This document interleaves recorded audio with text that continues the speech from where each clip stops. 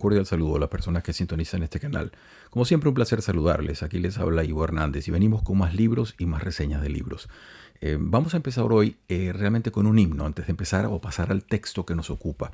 Vamos a escuchar la primera estrofa del himno de los marines norteamericanos, la infantería de marina norteamericana. Vamos a prestarle un poquito de atención a lo que nos dice esa primera estrofa que nos va a llevar de lleno al texto que hoy nos va a ocupar. Escuchémosla entonces.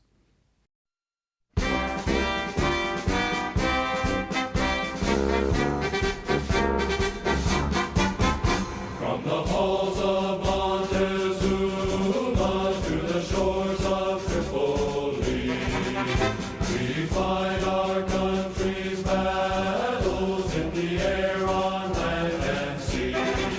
Bueno, ustedes se preguntarán entonces por qué hemos escuchado y por qué le prestamos especial atención a esa primera estrofa. Vamos a repasarla un poquito. Yo tengo una muy modesta traducción propia de esas primeras frases porque eso es lo que nos va a enfrentar al tema de hoy. Fíjense lo que dice allí.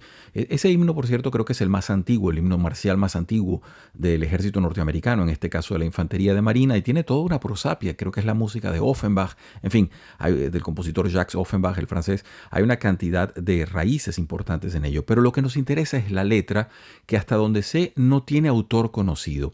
Sobre todo esa primera estrofa dice así: desde los salones de Montezuma a las playas de Trípoli, peleamos las guerras de nuestro país en el aire, la tierra y el mar. Fíjense ustedes, de los salones de Montezuma a las playas de Trípoli. Ahí estamos hablando de dos fundamentales batallas para los ejércitos de Estados Unidos. La primera, están en orden invertido, porque la primera guerra internacional de los Estados Unidos fue la llamada Barbary Wars, que fue en 1805, una guerra muy particular que se ejecutó contra el Imperio Otomano, y por eso se dice las playas de Trípoli, porque los marines lograron invadir la ciudad de Trípoli en una maniobra realmente increíble, cruzando el desierto y atacando la ciudad por detrás.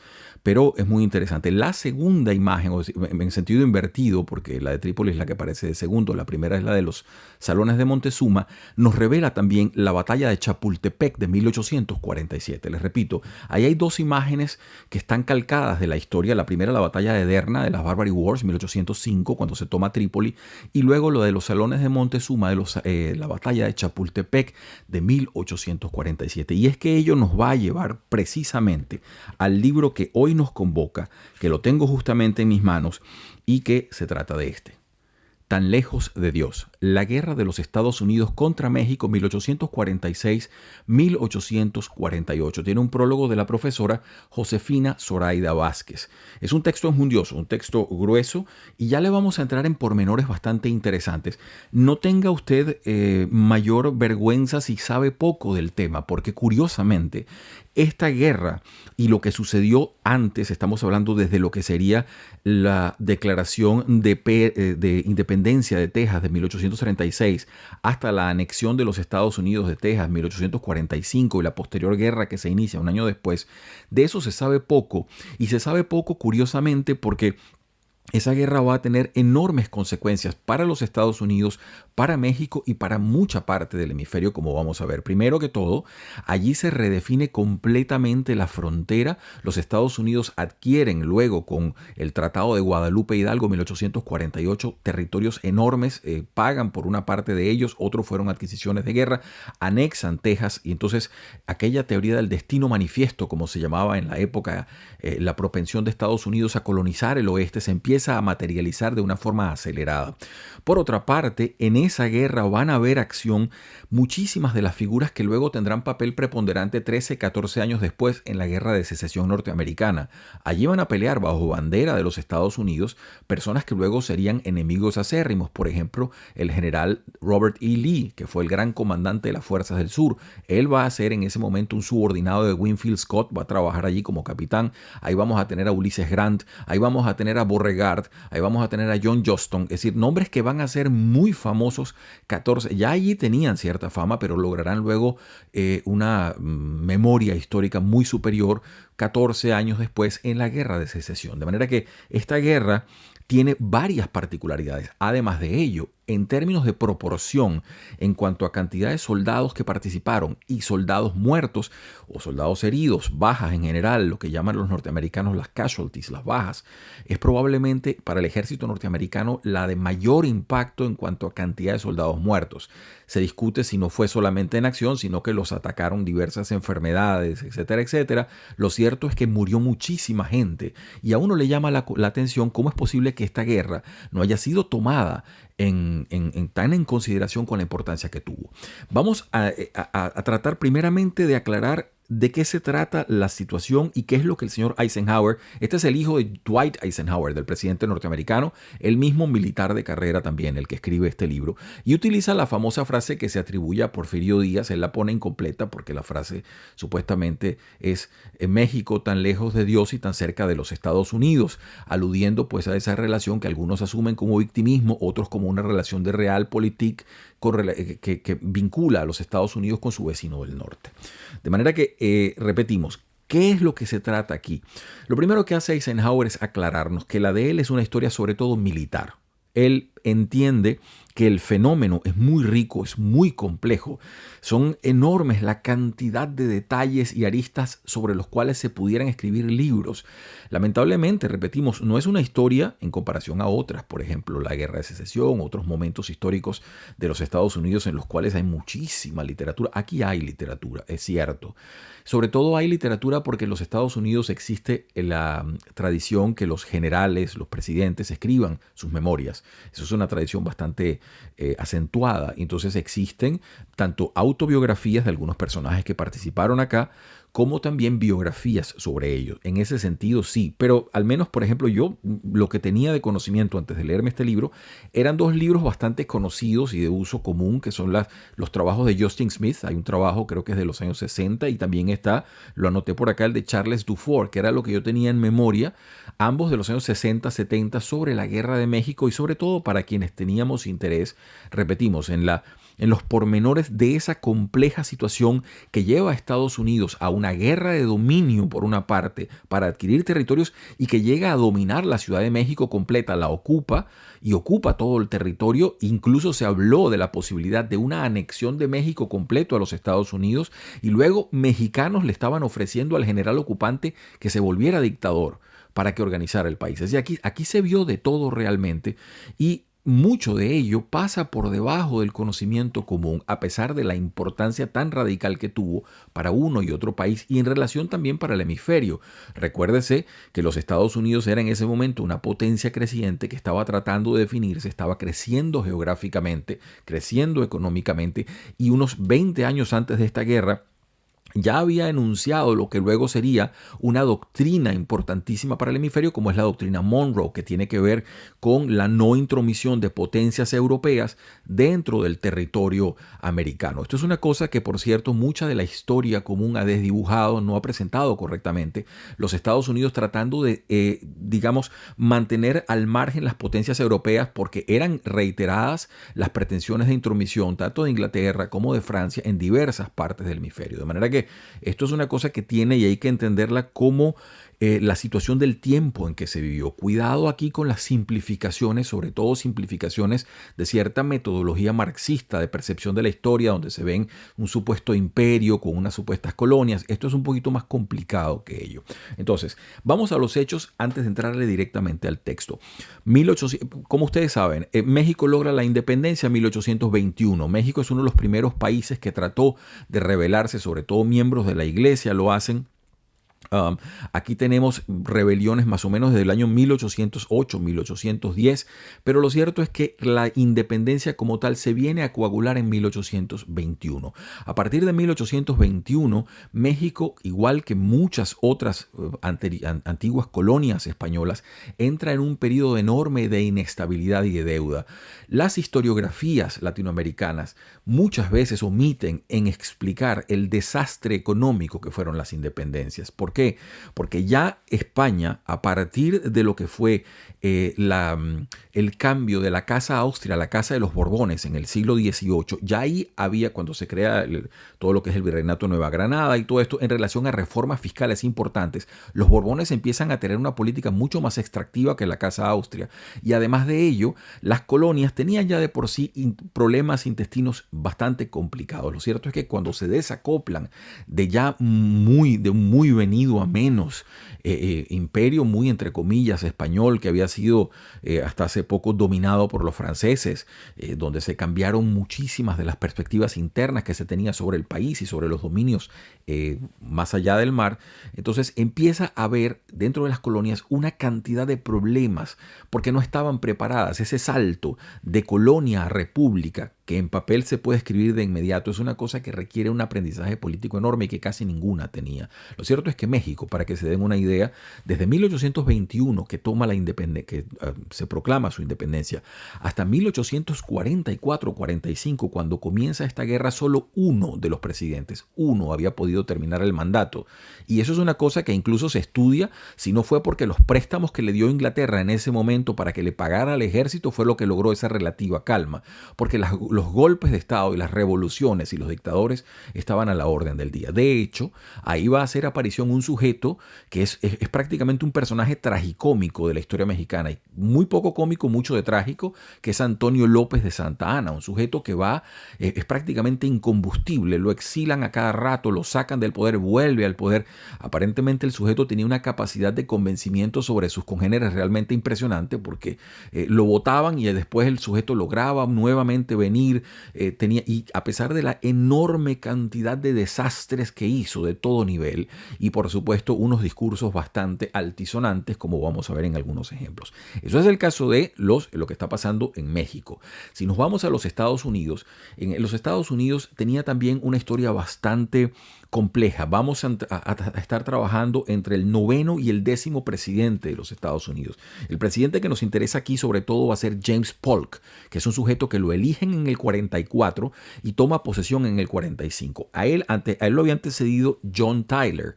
John Tyler ya estaba cortejando la idea de la anexión a Texas. Vamos a hablar de Texas en un momento. Ya él estaba cortejando la posibilidad de anexar a Texas a los Estados Unidos, y lo hace como decisión firmada antes, una decisión ejecutiva, justo antes de entregar el mando. De manera que Polk le toma esto en parte por sorpresa y en parte por algo que no estaba esperando, pero que también estaba en el ambiente. Y él es quien va a desarrollar toda la situación terrible y trágica que se va a presentar en los próximos años, porque va a durar esto aproximadamente unos 2 años y medio, hasta que en las dos campañas militares, repetimos, tanto la de Zachary Taylor por el norte, se ocupan una cantidad de territorios, y luego Winfield Scott, el mayor general, teniente general, lo llaman Lieutenant General, logra en una maniobra sumamente arriesgada entrar por Veracruz, cruza por todos los territorios, entra por la misma vía de Cortés y logra dominar a México y la mantiene en una ocupación que, hay que decirlo, tiene, por supuesto, la humillación de toda ocupación, pero también fue bastante benigna en cuanto a que hubiese podido haber muchísimos más muertos, hubiese podido ser mucho más traumática. Scott, con conocimiento militar, habiéndose ganado a la iglesia de su lado, la mantuvo durante 8 meses, casi 9 meses, bajo dominio, de una manera relativamente tranquila, hasta que se firma entonces el Tratado Guadalupe Hidalgo el 2 de febrero de 1848, que tiene que ver con los pagos de Estados Unidos de una cantidad de deuda, los pagos por algunos territorios, y ya pues desocupar completamente la ciudad. Esos son los hechos. De Texas les iba a decir, el territorio de Texas, que sería la parte Coahuila, Texas, así la parte norte de lo que era ese territorio enorme mexicano, había empezado a estar habitado por diversos colonos. Recuérdense que los Estados Unidos se habían convertido en una especie de imán para todos los países de Europa que sufrían persecuciones de diversos tipos, hambrunas, etcétera, etcétera. Mucho irlandés, mucho alemán, mucha persona en Inglaterra terminaban en los Estados Unidos, y como ese territorio tan grande, podían disponer de las personas y colocarlos en ciertos sitios. Lo cierto es que, y estoy simplificando bastante, en ese territorio de Texas empiezan a sentarse una cantidad de personas. Estas personas ya tenían unas pretensiones particulares sobre su territorio, simplificando todo esto mucho, y en 1836 Ellos declaran su independencia. México ataca el territorio. Ellos logran capturar al presidente de México, a Santa Anna. Lo toman preso. Lo hacen firmar un tratado en el cual, preso, él reconoce la independencia tejana y de allí no es que lo liberan directamente, lo mandan a Washington a hablar con el presidente y luego entonces él vuelve a México. Por supuesto, quedaría Santa Anna siempre con esa espina sobre el territorio tejano y ahí empiezan a darse unos años muy convulsos, muy complejos, porque repetimos, la historia de hoy es sobre todo militar, pero la historia diplomática de esto es que da para una enciclopedia de la cantidad de cosas que pasaron, de cartas, de ultimátums, de todo tipo de presiones que se ejercieron de una parte y de otra. Lo cierto es que los tejanos, conscientes que tenían al Estado mexicano entero como enemigo y que Santa Anna podía atacarlos en cualquier momento, empiezan a cortejar con la idea de ser anexados a las provincias de los Estados Unidos. Eso empieza a ganar cierto favor. Recuérdese que muchos de esos colonos que estaban en Texas eran europeos o de ascendencia europea, igual que los colonos nativos de todas las demás provincias del este de los Estados Unidos. De manera que había mucha consonancia, había amistades, había relaciones de diverso tipo. Eso empieza a tener un impacto. También había, y hay que decirlo claramente, fenómenos de racismo en los cuales, recuérdese que España fue durante el siglo XIX vista como una potencia que se degradó porque se mezclaba con los personajes. Eso es una cosa que mucha gente hoy le disgusta decirlo, pero la historia tiene que ser entendida como era en su momento. España fue vista como una potencia que degradó la raza blanca. Para muchas personas lo veían así.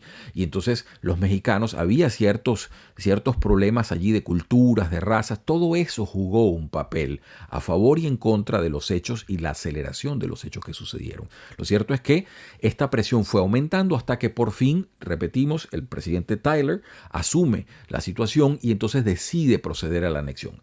México y los Estados Unidos rompen relaciones en 1845, pero ahí no estalla la guerra estalla un año después y es porque Polk, entendiendo con algún olfato de cierto populismo que la cosa estaba ganando un momentum importante, manda a un general, Zachary Taylor, y mueve las tropas y las acerca al río Bravo, a la zona de Texas. Y entonces allí los mexicanos también mueven tropas. Y era cuestión de momentos, de minutos, de horas, de días, para que la chispa estallase y la chispa estalló. En ese sentido, quiero hacerles un pie de página a todo ello. Perdonen que hable tanto, pero es que es mucho el bagaje anterior. Lo primero que hay que hacer, y eso lo pone acá Eisenhower muy claramente, son las batallas. Las batallas, él divide su libro en dos grandes campañas. La campaña de Taylor y la gente que fue con Taylor y dominó la parte norte, sobre todo la parte de Texas, y asentó allí una cantidad de fuerzas. Y la batalla, todo lo que fue la campaña de Winfield Scott, entrando por Veracruz, tomando la vía de Cortés que le llevó por Puebla, por Jalapa, hasta que llega a la Ciudad de México, donde se dieron diversos combates. A todas estas, en casi toda la campaña de Scott, Santa Anna, cada vez que era derrotado se reagrupaba y volvía a tratar de enfrentarlo, lo volvían a derrotar, se volvía a presentar, en fin. Eisenhower acá, por cierto, hay que decirlo, no ahorra halagos al ejército mexicano, sobre todo a los soldados. Dice, los soldados mexicanos se batieron en muchas de las batallas con mucho valor.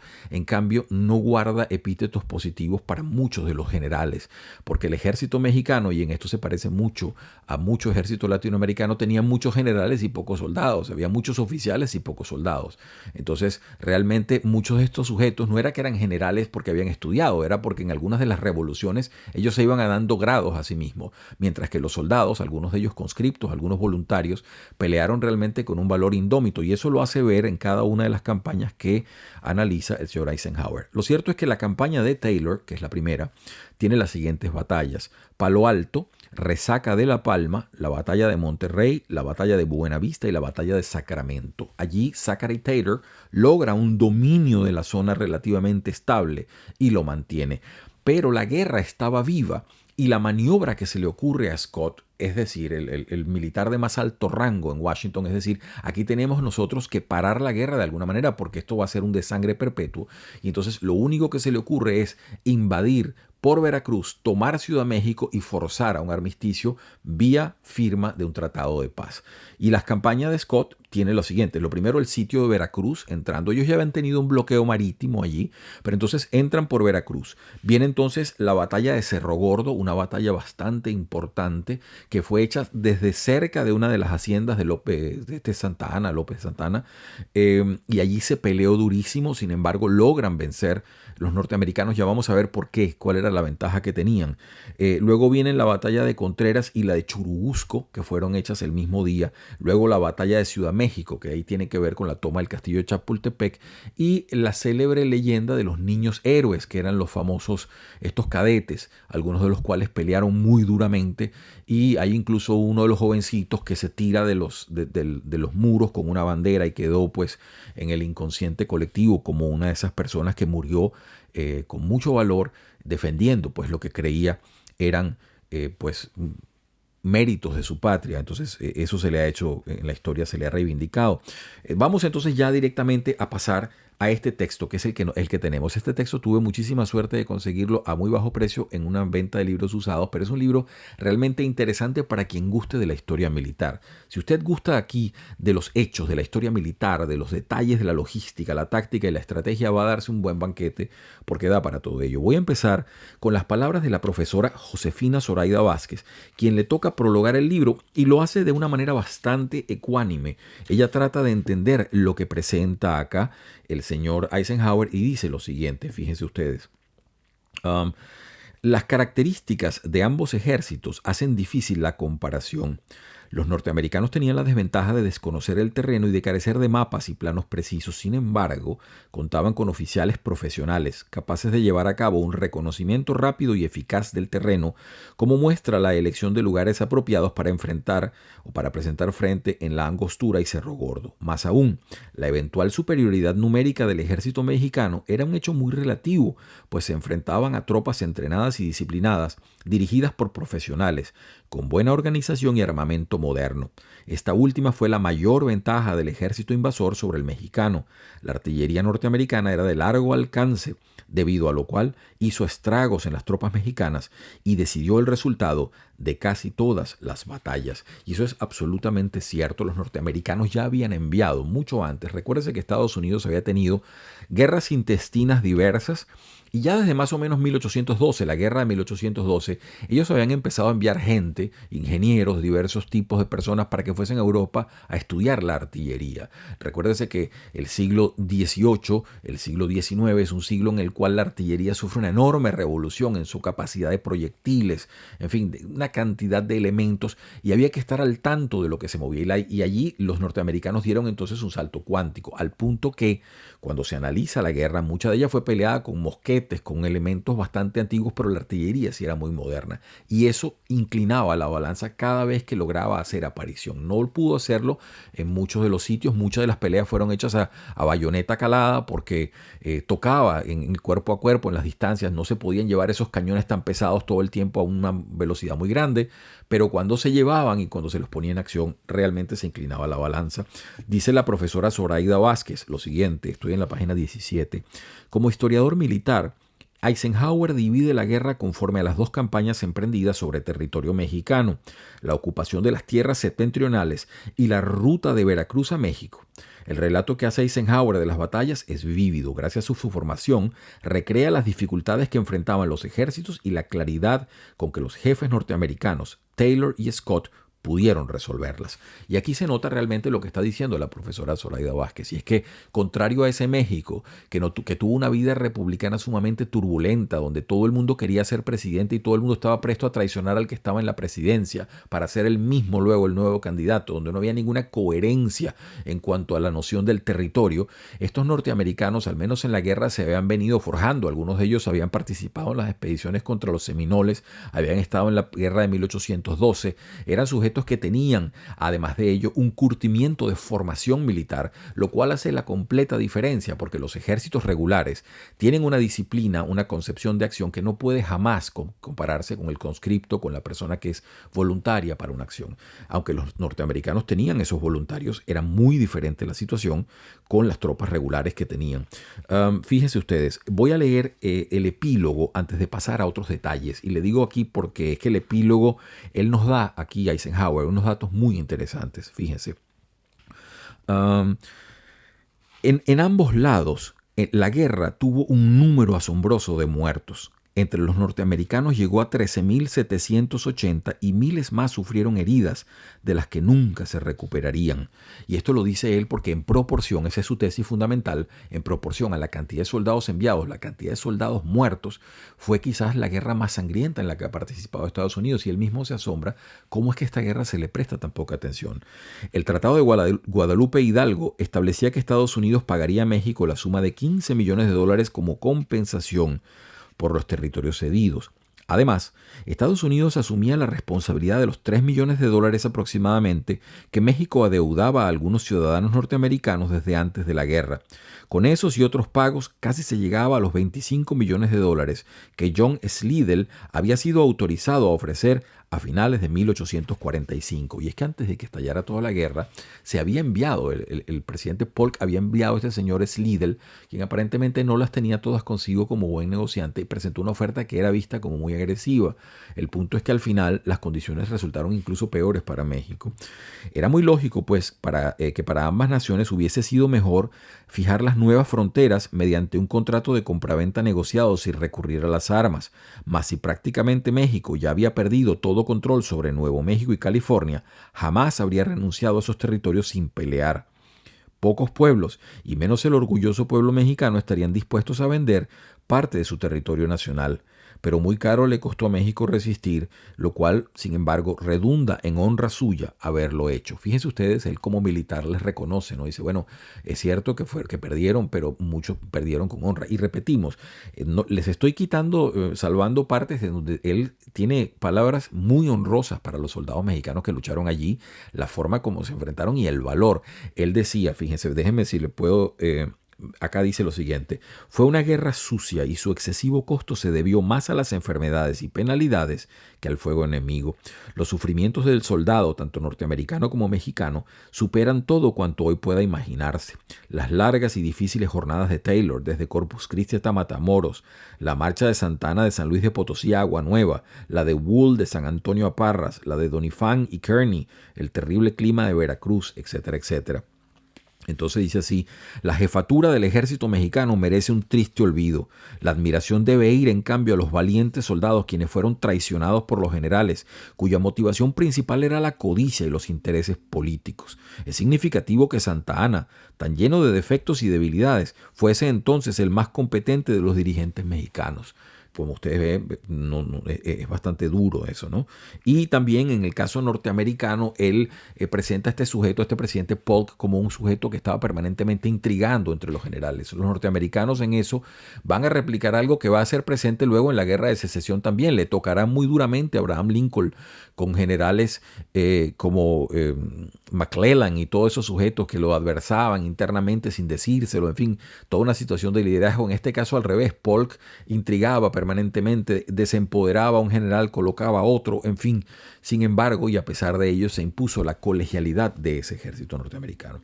Les leo otro pedacito más de la parte final del epílogo, que es muy interesante porque él dice acá una cosa también muy importante, y es que este señor Santa Ana, en medio de la cantidad de disparates que tuvo un vicepresidente al cual digamos, esos liberales decimonónicos que eran bastante radicales, y empezó entonces con una cantidad de movimientos, de gravámenes contra la iglesia. Es esta persona y el propio Santana quienes secularizan parte de las misiones que estaban en California, lo cual le quitó enorme presencia al Estado mexicano a través de ello en esa zona y la fue debilitando, dejándola en manos de los nuevos colonos, en fin, todo aquello. Dice acá lo siguiente, fíjense. Él dice aquí y está permanentemente haciendo en la parte final un análisis de las clases sociales mexicanas, y dice así: la revolución finalmente triunfó en 1821 no porque la apoyaran las masas, sino por el desencanto de las clases más favorecidas, temerosas de que la reciente liberalización del gobierno de España las pudiese privar de los privilegios de que gozaban en México. Agustín de Iturbide, oficial mexicano al servicio del virrey, sencillamente cambió de bando y se llevó consigo a sus hombres.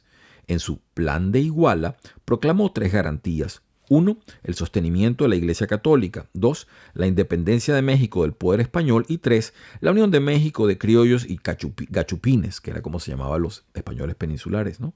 La independencia de México quedó asegurada cuando Estados Unidos se apresuró a reconocerlo como Estado soberano. De hecho, fue el primer país en hacerlo. Y entonces, bueno, viene el caso que les decía, la revolución, o mejor dicho, revoluciones, devastaron a México. La violencia cobró más de 600,000 vidas y destruyó toda la industria. Además, con la desaparición de la autoridad española, prácticamente reinó la anarquía. Y viene lo que les decía, que solamente el presidente Guadalupe Victoria, 1825-1829, es el único que logra terminar el mandato. Pero incluso él, estando en el mando, le tocaron varias revoluciones y eso es el problema que va a tener México intestinamente todo el tiempo. Paso entonces ya, déjenme ver cómo estamos de tiempo. Todavía tenemos la capacidad de leer un par de puntos importantes. Habla acá, el libro está muy bien hecho metodológicamente, sobre todo porque fíjense lo que les decía, el tema del racismo y de las desavenencias. Aquí estoy en la parte cuando a Santa Anna lo capturan. Dice aquí lo siguiente: generalmente se da como un hecho que la anexión de Texas a la Unión, a los estados de la Unión, finalmente consumada el 4 de julio de 1845, fue la causa de la guerra entre Estados Unidos y México en 1846. Pero el acto mismo de la anexión fue un acto artificioso. Incluso después de la anexión se pudo haber evitado la guerra. Lo cierto es que México nunca reconoció el Tratado de Velasco. Ese fue el que firmó Santa Anna bajo coacción. Estaba secuestrado allí cuando perdió. En el que el presidente Santa Anna, prisionero de los tejanos, aceptaba la independencia tejana, pero a partir de ese momento, Estados Unidos y la mayor parte de las naciones europeas reconocieron a Texas como nación soberana, aunque por razones internas ningún gobierno mexicano podía conceder dicha independencia. Así las cosas. El gobierno mexicano rompió relaciones con los Estados Unidos en 1845, cuando el Congreso declaró la anexión, pero la guerra todavía tardaría un año más en estallar. Para ese entonces el ejército de Taylor, Zachary Taylor, el que les decía, estaba en el Río Bravo ocupando un territorio que muchos norteamericanos, al menos en privado, todavía consideraban mexicano. Lo cierto es que allí es el momento cuando empieza a darse toda esta situación. Y él reconoce como militar norteamericano lo siguiente, y dice: igual que en muchas de nuestras otras guerras, Estados Unidos emprendió esta lamentablemente mal preparado, al grado de que muchos mexicanos esperaban obtener una fácil victoria. Sin embargo, los rápidos triunfos de Taylor en el Río Bravo alejaron la ya cercana amenaza de México contra Texas. Y era lo que temían los colonos, que el ejército mexicano, que ya había tenido algunas escaramuzas, decidiese enfrentar duramente y tomar la zona por la fuerza. Lo que pasa es que había demasiados problemas intestinos en el país para preocuparse en un territorio tan grande de una parte tan lejana del centro del territorio, ¿no? Dice acá también, hablando sobre la campaña de Scott, porque repetimos, estamos hablando de dos campañas militares, la de Taylor y su gente, que es la que toma el norte, la parte de Texas y todo ello, y luego Scott, que se va, entra por Veracruz y toma Ciudad de México. Y él dice lo siguiente: quien visita México, y por lo menos a mí me pasó, dice él, se desconcierta cuando trata de imaginarse cómo fue posible que el pequeño ejército de Winfield Scott, solo 6,000 hombres, entraron a la Ciudad de México en septiembre de 1847, haya podido conquistar una nación de tan vasto territorio, poblado en aquel entonces por 7 millones de habitantes. Al principar la ocupación de la capital, Scott tuvo dificultades para mantener el orden en sus límites reales e incluso durante los meses siguientes recibió 24,000 hombres de refuerzo, pero solo fue capaz de mantener abierta la línea de abastecimientos que lo comunicaba con la costa, apoderándose de las ciudades de México, Veracruz, Tampico, Cuernavaca, Pachuca y Toluca. De manera que es el punto importante. Y allí, bueno, habla la parte de la situación de Guadalupe Hidalgo. Él dice acá, y aquí se le sale, estoy en el prólogo todavía, se le sale la visión como militar, y en este caso de logística. Dice lo siguiente, página 25. Hoy en día es difícil imaginar la pesadísima lentitud de una expedición a través de todo un país en los años 40 del siglo XIX. Se requerían unos 2 meses para que un mensajero llevara un despacho de la Ciudad de México a la Ciudad de Washington y regresara con la respuesta. El transporte de suministros se hacía exclusivamente a fuerza de músculos. Hacían falta 20 bueyes para tirar de una pieza grande de artillería. Miles de animales que requerían agua y forraje eran necesarios para mover por tierra un ejército, aunque fuese pequeño. Y como se sabía poco en materia de salubridad, las enfermedades eran los peores enemigos de los ejércitos.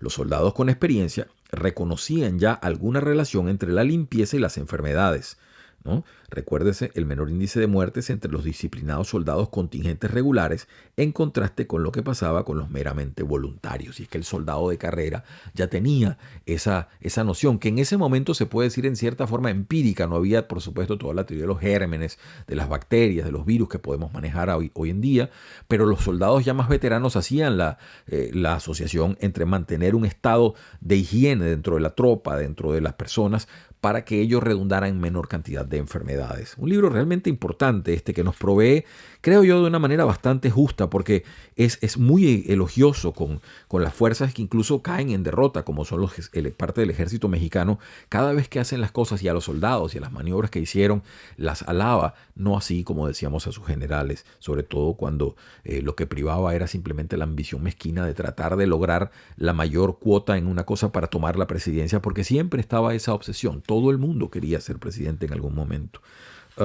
Dice acá entonces, ya hablando sobre la elección de 1844, cuando Polk toma el poder, esa parte creo que está más o menos explicada.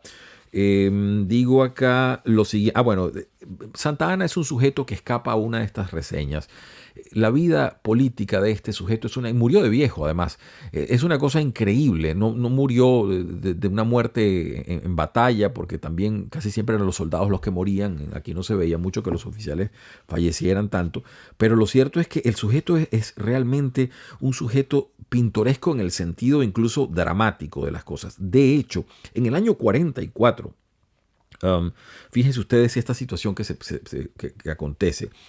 Santa Anna tenía un problema intestino con unas personas que se le están alzando, ¿no? Al llegar a la Ciudad de México, Santa Anna encontró una situación política aún más grave de lo que había imaginado. Todavía no ha estallado la guerra aquí, ¿eh? El general Mariano Paredes, a veces aliado y a veces rival, habiendo decidido poco antes desafiar a Santa Anna, entró con 4,000 hombres en Querétaro, ciudad ubicada al noroeste de la capital. Bueno, lo cierto es que las cosas fueron de mal en peor. Santa Anna no logró acorralar a Paredes y luego se enteró de que todo se le había venido abajo en la Ciudad de México, donde las tropas suyas se rebelaron y pronto un empobrecido pueblo desfogó su ira. Derribaron la estatua que Santa Anna se había erigido a sí mismo, una tradición que existe en muchos dictadores latinoamericanos, ¿no? Derribaron la estatua que se había erigido a sí mismo y penetraron al Teatro Santa Anna, donde el director se vio obligado a cambiarle el nombre rápidamente para evitar su destrucción. Además, supremo insulto, abrieron el nicho donde Santa Anna había colocado su pierna amputada y arrastraron por la calle esta reverenciada parte de su anatomía. Es decir, el pueblo bravo con este hombre, un sujeto, repetimos, pintoresco, que salía y entraba del poder cada par de años y se inventaba una con unos discursos bastante altisonantes. El sujeto había perdido la pierna, le cayó una metralla, lo operaron mal, le tuvieron que amputar una pierna y entonces la había enterrado a la pierna. Imagínense, entonces el pueblo molesto fue y sacó la pierna y la llevaron. Ese es el sujeto que va a enfrentar a las fuerzas norteamericanas, ese señor, junto con unos generales que andaban con él, como ustedes ven, este señor Paredes o cualquier otro que estaba allí, más pendientes de tomar el poder como fuera que una noción completa de Estado, una noción completa de país. Comparativamente distinta a los norteamericanos, que también tenían enormes falencias, enormes problemas, pero cuyo nivel de cohesión interna era un poquito más sólido y les permitía sobre todo a aquellos soldados con formación militar comprender que una campaña debía ejecutarse con un mínimo de coherencia en torno a lo que es estrategia, táctica y logística. Esa coherencia básica, ¿no? Repetimos. Sigo acá con algunas de las otras cosas. Fíjense ustedes, aquí hay una cosa muy interesante. Este es un sujeto que fue vicepresidente de Santa Anna varias veces. Por supuesto lo traicionaba, unas no, unas veces sí. La alianza de Santa Anna con el muy liberal Gómez Farías acabó en desastre. Este fue vicepresidente, creo, en la década de los 30, en el 30 y tantos, cuando Santana, antes de que lo exilaran, porque a cada rato lo votaban y Bonín venía otra vez. Lo cierto es que este señor, Gómez Farías, a quien en broma lo llamaban Gómez Furioso, se dedicó a recortar los privilegios del ejército y de la iglesia. Una de sus primeras acciones tuvo efectos lamentables y duraderos sobre el futuro país. Imprudentemente secularizó las instituciones misionales españolas de las costas de la Alta California. Esas misiones entonces prácticamente desaparecieron, con lo que se rompió ese lazo entre California y el centro del país. Lo cierto es que, bueno, Santa Anna en diciembre del 34 llegó a la cima de su poder, disolvió el Congreso, se las arregló para ser nombrado oficialmente dictador. Y entonces allí, fíjense ustedes, ahí es cuando comienza el grave problema con Texas, que hasta entonces en el centro de México no era un gran tema, pero entonces cuando Santa Anna él se declara dictador año 34, fíjense ustedes, él llega, dice acá, al año siguiente, 35, Santa Anna fue aún más lejos y reemplazó la Constitución de 1824 en vigor con las llamadas 7 leyes, las cuales abolían los estados como entidades políticas y los sustituían por departamentos administrativos. Eso a la parte de Coahuila, Texas, en el norte, bueno, más o menos lo vieron como un cambio de nombre. Ampliaban a 8 años el periodo presidencial y limitaban el derecho de votos a unos cuantos privilegiados. El punto es que también Texas, que dice aquí, con una población abrumadoramente de colonos norteamericanos, es muy probablemente que se hubiese independizado, pero lo cierto es que aquí empezaron a aplicarse algunos preceptos contra la esclavitud y Texas se rebela justamente contra eso. De manera que, repetimos, la historia es muy rica en la cantidad de detalles que cada uno da para enjundiosos estudios de perspectiva de lo que sucedió, más también lo que pudo haber sucedido en relación a los hechos que se estaban presentando. Estoy tratando de darle alguna coherencia, ya el tiempo está prácticamente contra nosotros.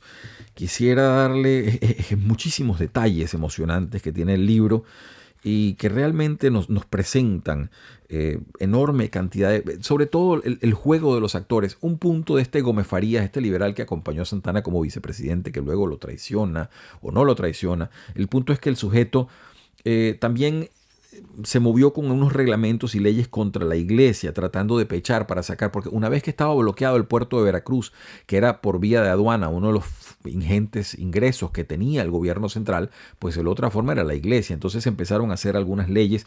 No le fue difícil a Winfield Scott, el general que entra por Veracruz y que toma México, entender rápidamente que tenía que tener a la iglesia como aliado. Y esto fue una cosa bastante delicada, pero trató siempre en sus edictos y sus pronunciamientos en relación a la ocupación de no ofender ni a las costumbres locales ni tampoco a la iglesia, con la cual México ha tenido siempre una relación bastante estrecha, la iglesia católica en México. A todas estas, en medio de la debacle y todo esto, Santa Anna se estaba negociando la posibilidad de sobornar. Aparentemente el sujeto había perdido $1 millón para poder retirarse. Eso aparece acá en la página 342, que ya por el tiempo y lo largo de la reseña me permito omitir.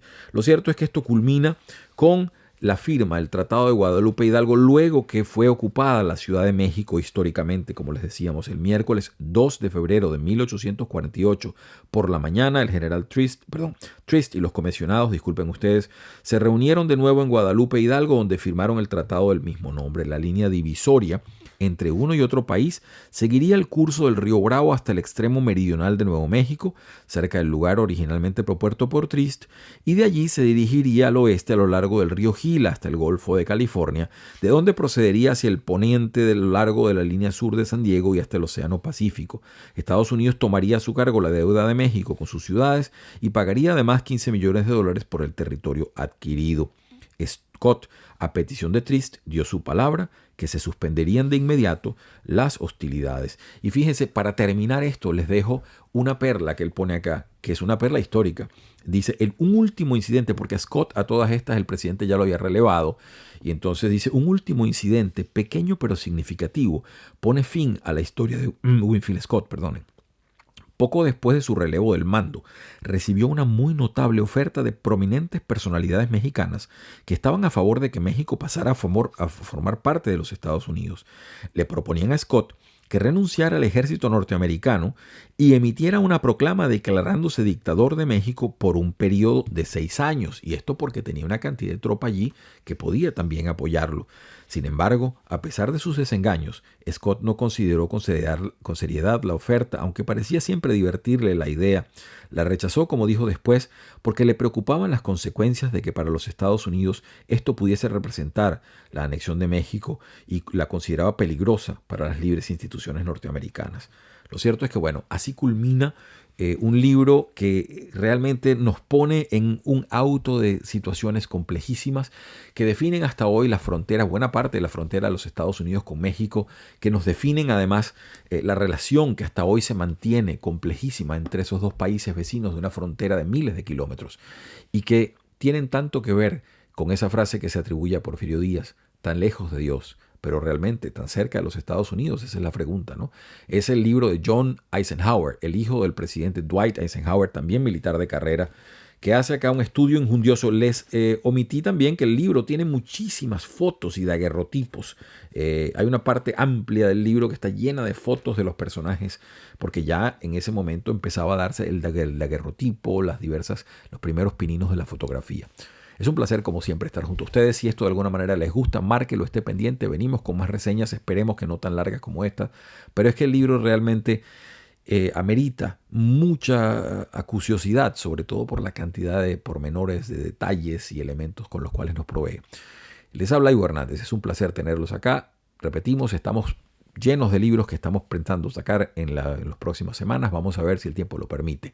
El deseo desde acá siempre también es que tengan todos ustedes una muy feliz semana.